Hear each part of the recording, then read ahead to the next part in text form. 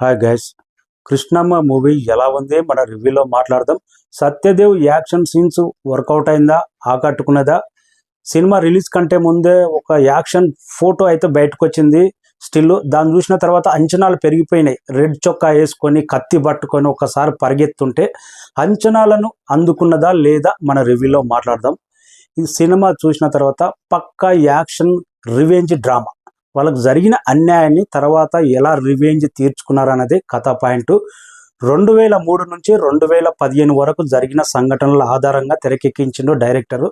కృష్ణమ్మ అనే టైటిల్ పెట్టిండు. పక్కా విజయవాడ కృష్ణా బ్యారేజ్ దగ్గరనే బిగినింగ్ షాట్ నుంచి ఎండింగ్ షాట్ వరకు అక్కడే జరిగింది స్టోరీ. ఇక ముగ్గురు ఫ్రెండ్స్ అనాథలు ఉంటారు. వాళ్ళకు ఇద్దరికి లవ్ స్టోరీ. తర్వాత చాలా బాగా బ్యూటిఫుల్గా అనిపిస్తుంది లవ్ స్టోరీ కూడా. సత్యదేవ్ ఫ్రెండ్ ఉంటాడు, తన లవ్ స్టోరీ ఇంకా చాలా బాగా అనిపిస్తుంది. హీరో లవ్ స్టోరీ కన్నా పక్కన ఫ్రెండ్ క్యారెక్టర్ లవ్ స్టోరీ చాలా బాగుంటుంది. కథా పాయింట్ కూడా తన స్టోరీ మీదనే నడుస్తుంది. లవ్ ట్రాక్ తర్వాత ఒక ఇంట్రెస్టింగ్ ఎమోషన్ పాయింట్ ఏంటంటే, తన ఫ్రెండ్కు లవ్ ప్రపోజ్ చేసినప్పుడు తన తల్లి ఇంటికి రమ్మన్నప్పుడు, వద్దురా మనలాంటి వాళ్ళను ఎవరు ప్రేమించరు, మనకు తల్లిదండ్రులు ఎవరు లేరు, మళ్ళీ అక్కడికి వెళ్ళినా కానీ నీ తండ్రి ఎవరు, నీ తల్లి ఎవరు, నువ్వేం చేస్తుంటావు అని అడిగి అవమానిస్తారు అని తన ఫ్రెండ్కి చెప్తాడు. తర్వాత తన ఫ్రెండ్ లవర్ వచ్చి, ఎవరు లేవంటావేందన్నా, నేను నీకు ఒక చెల్లినున్నా, నీకు ఒక మదర్ ఉంది, ఎవరన్నా అడిగితే ఇప్పుడు చెప్పు నా చెల్లి నువ్వు అని చెప్పు.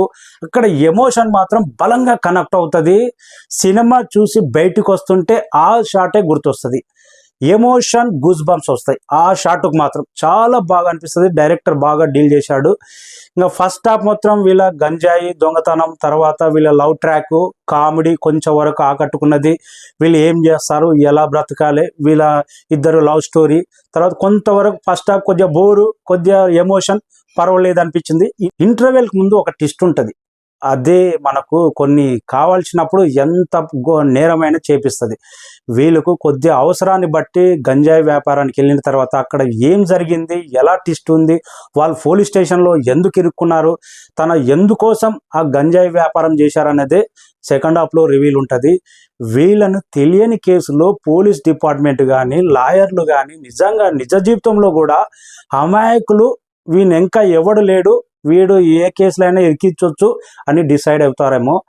అందుకే వీళ్ళు తెలియని కేసులో ఒక నేరము, ఒక హత్య కేసులో వీళ్ళని ఇరికించి తర్వాత 12 సంవత్సరాలు జైలు శిక్ష అనుభవించేలా చేస్తారు. పోలీస్ డిపార్ట్మెంటు కానీ లాయర్లు కానీ ఒకరికొకరు కుమ్మక్కయ్యి, తను ప్రేమించిన అమ్మాయిని రేప్ చేసి చంపేసింది ఎవరు, ఒక ఎమ్మెల్యే కొడుకు. తనను కాపాడడం కోసం ఈ అమాయకులను బలి చేసడం, అదే రివెంజ్.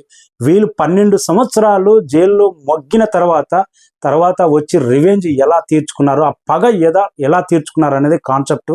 కొంతవరకు అయితే బాగానే తీశాడు డైరెక్టర్. కొత్త డైరెక్టర్ అయినా కానీ సెకండ్ హాఫ్ చాలా బాగా అనిపించింది ఫస్ట్ హాఫ్ కన్నా. సెకండ్ హాఫ్లో నిజంగా జైల్లో కొన్ని సీన్స్ కానీ, తన కళ్ళ ముందే ప్రాణ స్నేహితుల్ని పోలీసు వాళ్ళు చంపేసినప్పుడు అక్కడ యాక్షన్ ఎమోషన్ కానీ, తర్వాత మొన్న ప్రీ రిలీజ్ ఈవెంట్లో బక్కగా ఉంటాడు ఎన్టీ రామారావు గురించి చాలా గొప్ప వాయిస్ స్పీచ్ ఇచ్చాడు, ఒక పద్యం పాడాడు. తన క్యారెక్టర్ కూడా తన కళ్ళ ముందు ఫ్రెండ్ చనిపోతుంటే తట్టుకోలేక పోలీసుని కూడా ఎదిరించి అలా ఎమోషనల్ క్యారీ అయ్యేటట్టు చేశాడు డైరెక్టరు. ఇంకా లాస్ట్లో వీళ్ళు 12 సంవత్సరాలు జైలు శిక్ష అనుభవించి వచ్చిన తర్వాత లాస్ట్ ఫైట్ మాంకాళి దగ్గర అక్కడ బాగా ఇంకా టెరిఫిక్గా తీసుకుంటే బాగుంటుండే. మనకు అదే షాట్ సినిమా రిలీజ్ కంటే ముందు ఒక పోస్టర్ వచ్చింది. సత్యదేవ్ పరిగెత్తుతూ ఒక కత్తి పట్టుకొని రెడ్ చొక్కాతోటి, ఆ షాట్ మాత్రం బ్రహ్మాండంగా ఉంది. అక్కడ షాట్ కూడా విలన్ను చంపే, ఆ అబ్బాయిని చంపే షాట్ కూడా బాగానే తీశాడు. ఇంకా ఎమోషన్గా, ఇంకా ఎయిరవ్వాలి. ఇలాంటి రివెంజ్ డ్రామా చూస్తున్న ఆడియన్స్కు ఎయిరవాణి ఇంకా తల తీసేయి అన్నట్టు ఆడియన్స్కు క్యూరియాసిటీ రావాలి. ఆ రేంజ్లో తీసుకుపోయి ఉంటే డైరెక్టర్ ఇంకా నెక్స్ట్ రేంజ్లో సక్సెస్ అవుతుంది సినిమా మాత్రం.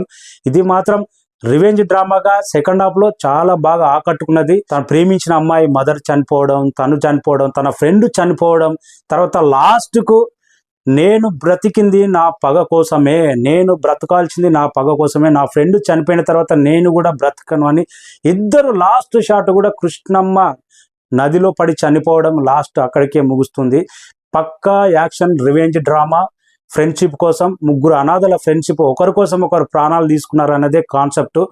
పోలీసుని చంపిన క్యారెక్టర్ కూడా అక్కడ చాలా చీమలతోటి చంపిస్తాడు కదా, చాలా డిఫరెంట్గా కాన్సెప్ట్ ఇది కూడా. నాకైతే యాక్షన్ సీన్స్ ఇంకా గొప్పగా తీస్తే బాగుండు. సాంగ్స్ లేవు దీంట్లో, కొన్ని ఇంకా 2 సాంగ్స్ పెడుతుంటే చాలా బాగుండు. ఫస్ట్ హాఫ్లో కానీ సెకండ్ హాఫ్లో కానీ లవ్ ట్రాక్, ఇద్దరి లవ్ ట్రాక్ ఉన్నాయి, కొంతవరకు ఆకట్టుకున్నది. తన ఫ్రెండ్ లవ్ ట్రాక్ హీరోయిన్ చాలా బాగుంది. ముగ్గురు క్యారెక్టర్లు చాలా బాగా చేశారు. హీరోయిన్గా చేసిన అమ్మాయి తన క్యారెక్టర్ కూడా చాలా బాగా అనిపించింది. బ్యాక్గ్రౌండ్ స్కోర్ బాగుంది, ఫోటోగ్రఫీ బాగుంది, డైరెక్షన్ కొత్త డైరెక్టర్ అయిన వివి గోపాల్ చాలా బాగా తీశాడు. ఇంకా ఎన్టీఆర్ సింహాద్రి షాట్ ఎప్పుడొస్తుంది అని ఎక్స్పెక్ట్ చేశారు. అది బిగినింగ్లోనే వస్తుంది.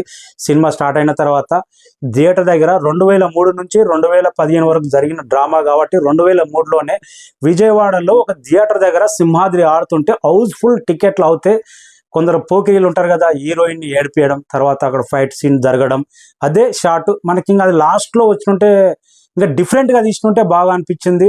ఒక సింహాద్రి ఫ్యాన్ బేస్లో ఎన్టీఆర్ ఫ్యాన్స్తో పెట్టుకుంటే ఈ రేంజ్లో ఉంటుందిరా అన్నట్టు కొద్దిగా డిఫరెంట్గా తీసుకుంటే బాగుంటుండే.